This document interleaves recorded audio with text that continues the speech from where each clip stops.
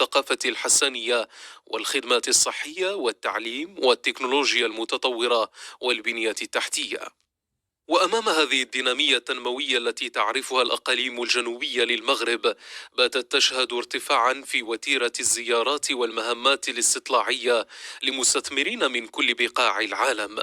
فمدينتي العيون والداخلة تستقطبان عددا من المشاريع الكبرى التي سترى النور قريبا، والتي من شأنها أن تنهض بالجهة الجنوبية للمملكة وتنقلها إلى مصاف المراكز التجارية الكبرى في المنطقة. ويجمع متابعو الشأن الاقتصادي بالمغرب أنه بفضل الإنجازات الكبرى الجارية ستصبح الجهة الجنوبية للمملكة في السنوات القادمة مركزا اقتصاديا على غرار دبي وهونغ كونغ وسنغافورة، وهو ما يفتح شهية شركات كبرى مهتمة بهذا الصعود وتطمح إلى ولوج سلس إلى السوق.